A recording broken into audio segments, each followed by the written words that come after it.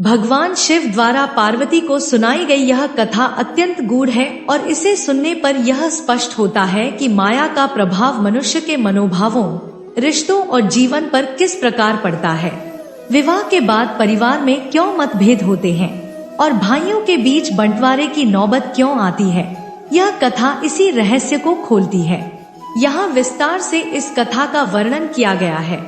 एक बार की बात है, भगवान शिव और माता पार्वती कैलाश पर्वत पर विराजमान थे। पार्वती जी ने शिव से एक गूढ़ प्रश्न किया, हे प्रभु, विवाह के बाद भाइयों का बंटवारा क्यों होता है? जो भाई बचपन से लेकर जवानी तक एक दूसरे के बिना नहीं रहते, वे विवाह के बाद ही क्यों एक दूसरे से दूर हो जाते हैं? भगवान शिव ने मुस्कुराते हुए पार्वती जी के इस सवाल का उत्तर देने का निश्चय किया। उन्होंने कहा, हे पार्वती, यह प्रश्न अत्यंत महत्वपूर्ण है और इसके उत्तर में एक गूढ़ रहस्य छुपा हुआ है। इस संसार में माया का प्रभाव ऐसा है कि वह भाइयों को भी आपस में दूर कर देती है। मैं तुम्हें एक कथा सुनाता हूँ, जिससे तुम्हें यह समझ आएगा कि विवाह के बाद माया का प्रभाव कैसे रिश्तों में दरार लाता है। प्राचीन समय की बात है, एक गांव में 4 भाई रहते थे। सबसे बड़े का नाम धर्मा, दूसरे का नाम कर्मा, तीसरे का नाम प्रेम और सबसे छोटे का नाम संतोष था। चारों भाइयों में अत्यंत प्रेम और एकता थी। उनकी माता पिता का स्वर्गवास हो चुका था और वे बचपन से ही एक दूसरे का सहारा बने हुए थे। वे सभी मिलकर खेती करते थे, अपने परिवार की देखभाल करते थे और एक ही छत के नीचे प्रेम पूर्वक रहते थे। चारों भाइयों ने अपने माता पिता से मिले संस्कारों को अपनाया था। उनका जीवन आदर्श और संतुलित था, जहां सभी सुख दुख को मिल बांट कर जीते थे। उनकी इस एकता और प्रेम को देखकर पूरा गांव उनकी प्रशंसा करता था। समय बीतता गया और धीरे धीरे भाइयों की उम्र बढ़ने लगी। जब उनकी उम्र विवाह योग्य हुई तो सबसे बड़े भाई धर्मा का विवाह संपन्न किया गया। फिर धीरे धीरे अन्य तीनों भाइयों का भी विवाह हो गया। विवाह के बाद उनके परिवार बढ़ने लगे। पहले जहाँ 4 भाई और उनकी पत्नियां एक साथ रहते थे, अब बच्चे भी आ गए, जिससे घर में हर्षोल्लास और बढ़ गया। कुछ समय तक सब कुछ सामान्य चलता रहा। भाइयों की पत्नियां भी आपस में प्रेम से रहती और परिवार का पूरा ध्यान रखती। सभी काम एक साथ होता था। हर व्यक्ति अपने हिस्से का कार्य करता और पूरा परिवार मिलकर भोजन करता।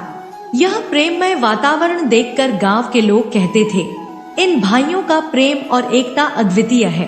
कुछ समय बाद परिवार में बदलाव आने लगे।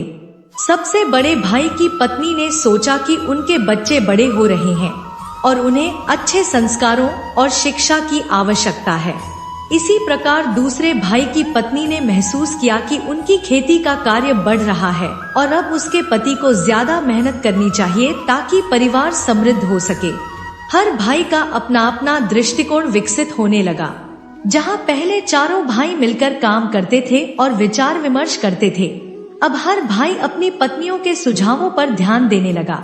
धीरे धीरे पत्नियां अपनी आवश्यकताओं को लेकर सोचने लगी और भाइयों के मन में अपने परिवार के प्रति मोह बढ़ने लगा। भगवान शिव ने कहा, हे पार्वती, माया का प्रभाव यही है। विवाह के बाद व्यक्ति की प्राथमिकताएं बदल जाती हैं। उसके जीवन में अपनी संतानों का मोह बढ़ जाता है। उसे अपनी मेहनत और संपत्ति पर अधिकार का भाव उत्पन्न होता है। विवाह के बाद जब पत्नियां अपने अपने परिवार के प्रति जिम्मेदारियां निभाने लगी, तो भाइयों के बीच छोटे छोटे मतभेद उत्पन्न होने लगे। पहले जो भाई आपस में सब कुछ साझा करते थे, अब उनमें स्वार्थ और असुरक्षा की भावना जागने लगी। कभी एक भाई को लगता कि उसकी मेहनत का फल उसे कम मिल रहा है, तो कभी दूसरे भाई को लगता कि संपत्ति का अधिक हिस्सा उसे मिलना चाहिए। एक दिन बड़े भाई धर्मा ने एक विशेष कार्य के लिए अपने छोटे भाई से मदद मांगी, लेकिन छोटे भाई ने अपने व्यस्तता का बहाना बनाकर मना कर दिया। इस पर धर्मा ने सोचा, अब तो मेरे भाई भी मुझे महत्व नहीं देते, उन्हें अपना ही परिवार और बच्चे अधिक प्रिय हैं। धीरे धीरे यह विचार सभी भाइयों के मन में घर करने लगा और एक दूसरे से दूरियां बढ़ने लगी। विवाद अब संपत्ति और जमीन जायदाद पर केंद्रित हो गया। भाइयों ने महसूस किया कि यदि वे अलग अलग रहते हैं तो उनके परिवारों को बेहतर भविष्य मिल सकता है। अब वे अपने हिस्से की संपत्ति पर अधिकार जताने लगे। सभी भाइयों को ऐसा लगने लगा कि वे अपना अपना हिस्सा लेकर स्वतंत्र रह सकते हैं। पहले जो एक दूसरे के सुख दुख में साथ खड़े होते थे, अब उनके मन में धन और संपत्ति का मोह बढ़ता गया। भगवान शिव ने कहा, हे पार्वती, यही माया का प्रभाव है। माया मनुष्य को अपने स्वार्थ में ऐसा लिप्त कर देती है कि वह अपनों से भी मोह त्याग देता है और केवल अपने व्यक्तिगत सुख के बारे में सोचने लगता है। विवाह के बाद जब व्यक्ति अपने परिवार और बच्चों के प्रति मोह बढ़ा लेता है तो उसे अपने भाइयों का संग त्यागना पड़ता है। आखिरकार एक दिन भाइयों ने मिलकर संपत्ति का बंटवारा करने का निर्णय लिया। बंटवारे के समय उनके बीच प्रेम के बजाय संपत्ति का मोह था। वे अपनी अपनी आवश्यकताओं और स्वार्थों में उलझे हुए थे। उन्होंने सोचा कि अब वे अपने अपने परिवार के साथ स्वतंत्र होकर जीवन यापन करेंगे। चारों भाई अपने हिस्से के खेत और संपत्ति लेकर अलग अलग घरों में रहने लगे। अब वे एक दूसरे के साथ वैसे नहीं मिलते थे जैसे पहले मिलते थे। उनके बीच प्रेम की जगह दूरी ने ले ली थी। भगवान शिव ने इस कथा के माध्यम से पार्वती जी को समझाया कि यह माया ही है जो भाइयों में बंटवारा करवाती है। विवाह के बाद माया का प्रभाव मनुष्य के जीवन में बढ़ जाता है, जिससे वह अपने परिवार के प्रति मोह और अपने भाइयों के प्रति दूरी बढ़ा लेता है।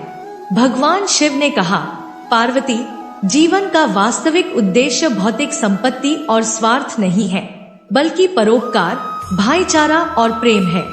यदि मनुष्य यह समझ ले कि माया एक भ्रम है और केवल प्रेम, सहयोग और त्याग ही सच्चे सुख का आधार है, तो वह जीवन में वास्तविक संतोष प्राप्त कर सकता है।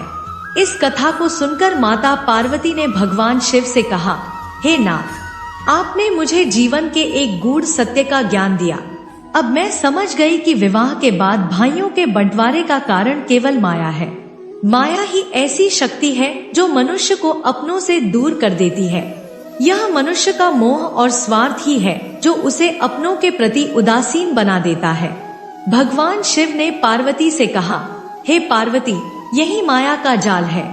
यदि मनुष्य अपनी इच्छाओं और मोह को नियंत्रित रखे और सच्चे प्रेम के साथ जीवन व्यतीत करे तो बंटवारा कभी नहीं होता। यह कथा हमें सिखाती है कि माया के प्रभाव में न पड़ते हुए प्रेम, भाईचारा और सहनशीलता को अपनाकर हम परिवार को एकजुट रख सकते हैं। दोस्तों, अगर आपको यह कथा पसंद आई हो तो लाइक और सब्सक्राइब जरूर करें।